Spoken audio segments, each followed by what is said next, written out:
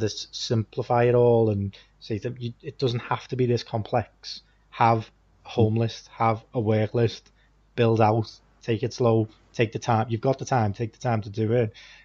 Then that's where people see the benefits, because they're trying to run before they can crawl. If that makes sense. It is, yeah. The biggest barrier to becoming more productive is kind of like the back end work.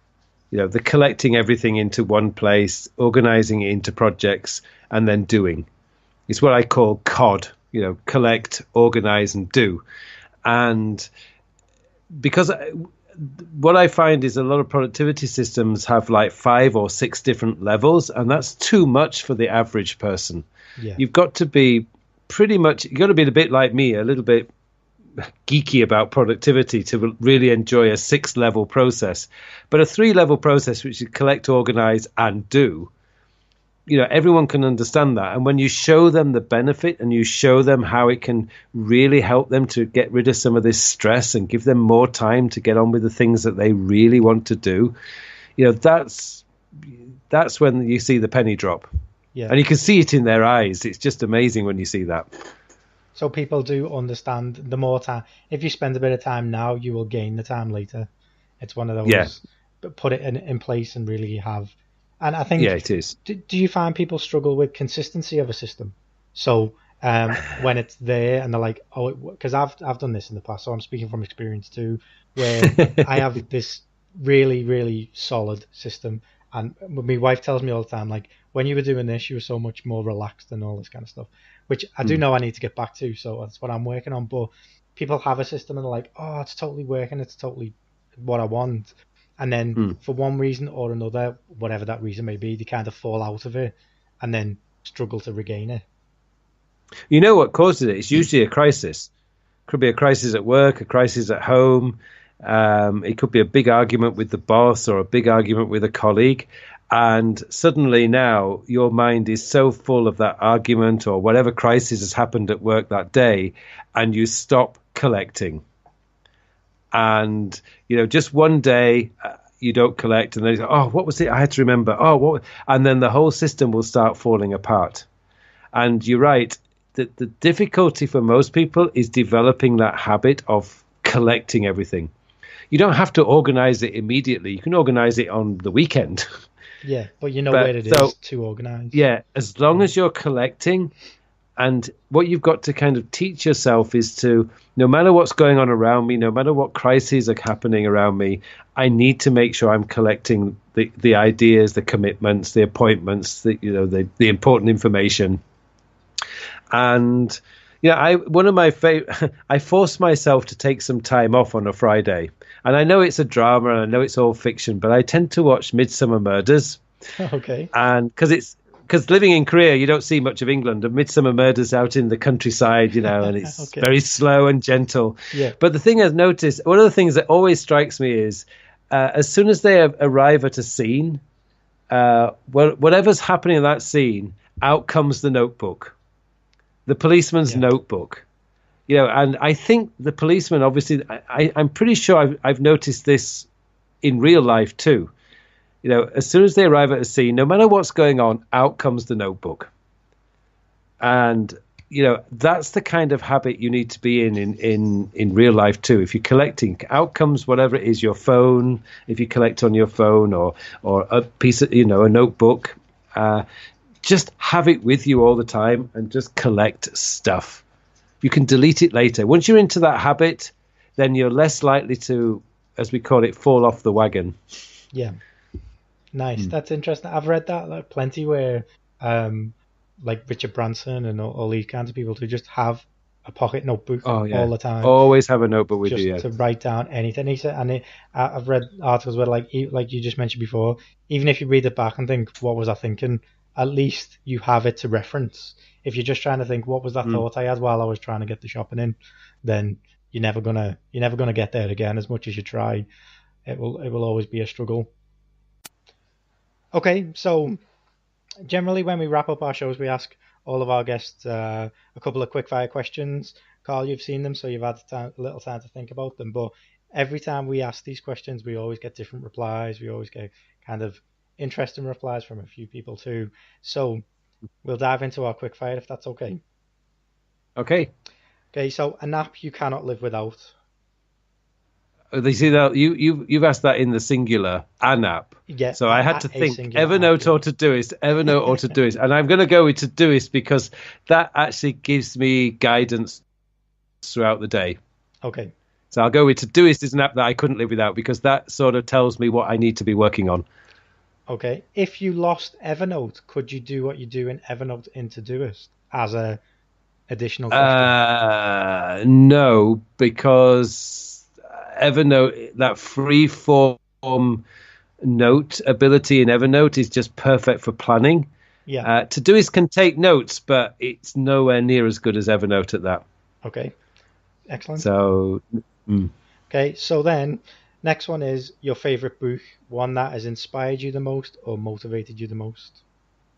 well, a lot of books have done that, but the one I would say in the last 3 or 4 years that's really motivated and inspired me was a book by Jim Rohn, and it's called The 5 Major Pieces to the Life Puzzle.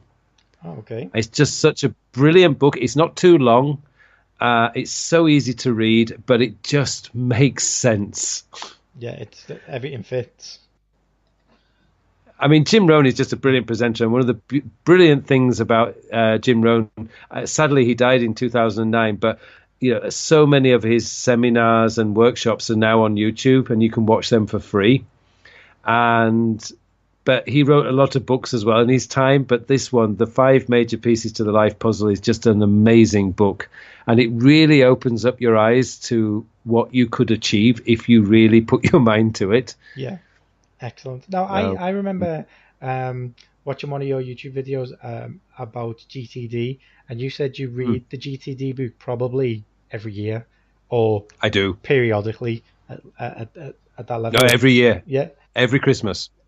Is one question would be for anyone who doesn't know to explain why, and a second part of that question would be, is there any other books like that you constantly revisit to kind of home in on what you want to achieve or the best way to plan out your processes?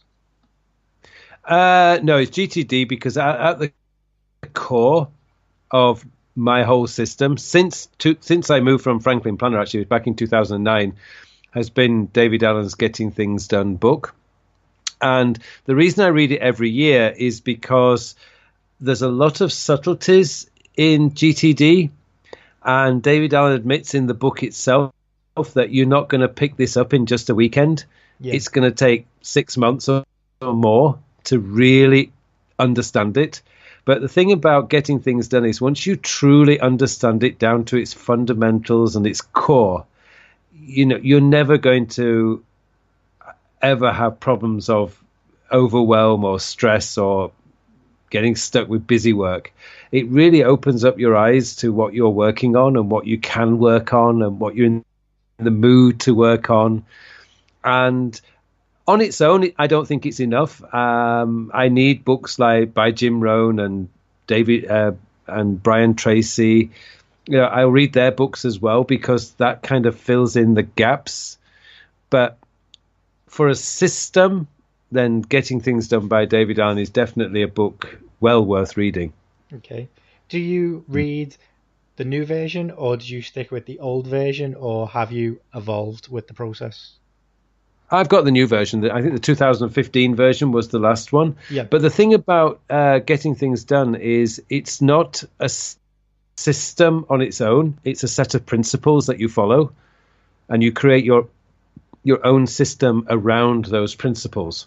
I think when you get that, that's when GTD really starts working for you. Okay. I see a lot of people who want to copy, they call it the GTD system. And a couple of years ago, I was very fortunate to meet David Allen, and we had lunch. And I was asking him about that, and he sort of smiled at me. He's got this amazing smile. And he just said, you'll understand one day. It's fundamentals. It's not a system.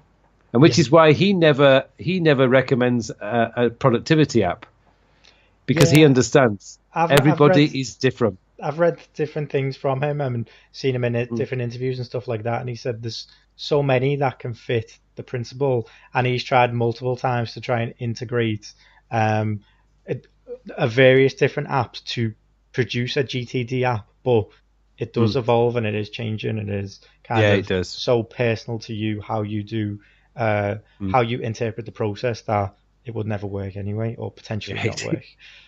It doesn't. It breaks down. Yeah. Cool. So, is there then a quote or a saying, productivity or personal, that kind of you revisit a lot, or that kind of sticks with you when you're working or putting things in place? Well, I have a brain tattoo now, and it's again from Jim Rohn. And I came across this quote maybe 3 or 4 years ago, and it stuck with me, and it's pretty much with me every day, which is: success is a few simple disciplines practiced every day. Failure is a few errors in judgment repeated every day. Interesting. And, that actually sounds simple. Success is a few simple disciplines practiced every day. Failure is a few errors in judgment repeated every day. But when you actually sit down and think about it, it's very powerful. Yeah. It's very much like if you do the same thing every day and expect a different result, don't. Like but that's it's one of them kind of quotes that if you want to change. Don't expect it to change. Yeah. Well, it's like the simple disciplines practiced every day. He gives in his talks, he gives a lot of examples on this one. It's the simple one is like do exercise every day. Now, if you practice exercise every day, you're good chance you're going to be fit and healthy for the whole of your life. If you don't exercise every day, you don't exercise that discipline, then there's a good chance that you're not going to be fit and healthy for the rest of your life. And the one for the errors in judgment, he makes a joke out of it. We all know the an apple a day keeps the doctor away. But if you change that and say a Hershey bar a day keeps the doctor away, he said, you've got it wrong. You're making an error in judgment. Eating that chocolate bar every single day is not going to be good for you. It's an error in judgment. Yeah. When he explains it, it's just a brilliant concept, and it's stuck with me for so long as that one. And it is with me every day. Those days when I think, I'm not in the mood to exercise, and I just remind myself, success is a few simple disciplines practiced every day. Excellent. That's enough to get me to the gym. That's enough to motivate. Practiced every day. It is, yeah. It's so motivating. Nice. Okay, then. So our last one is the one thing that you would take to a desert island. Well, I hope there's going to be Wi-Fi or internet connection, because I'd have to take my Apple Music playlists. Okay. We had this conversation this week with Nick, who was one of our guests, and it's a proper desert island, like a hump of sand and a coconut tree. So no Wi-Fi. Okay, well, I'd have to. Okay, I'm downloading the music, but I'd have to. I'm just a huge fan of trance music, like Above and Beyond and Armin van Buuren, and when I'm at home or in my office, that's the music I've got on, and I'm working to that music. Okay. And I don't think I could. I don't think I could produce as much as I do without the music. Without the music going. For me, it has to be music. It's such a big part. It's so big that in 2 weeks' time, my wife and I we're flying down to Hong Kong just to see Above and Beyond. Oh, very nice. And when I was living in the UK, the thought of going to another country to go and see a favorite band, you just didn't think about doing that. Yeah, you would. But I'm doing it. I'm going. It's a bucket list thing. I'm going. If it's a bucket list thing, then it's one of them where you do put the extra effort in, I guess. But no, it's going to be amazing. So I can't wait to go. It's going to be fantastic. Excellent. Well, Carl, all that's left for me to say again is just a massive, massive thank you for taking the time today, answering the questions, giving out all our listeners an insight into your systems and the principles of getting the best out of your productivity tools and apps and all these kind of things. So I really, really do appreciate it. Thank you so much. Well, thank you very much for having me on, and I hope I've helped some people out there understand a little bit more about productivity. Oh, without a doubt. I definitely think you've done that. Thank you so much. Good.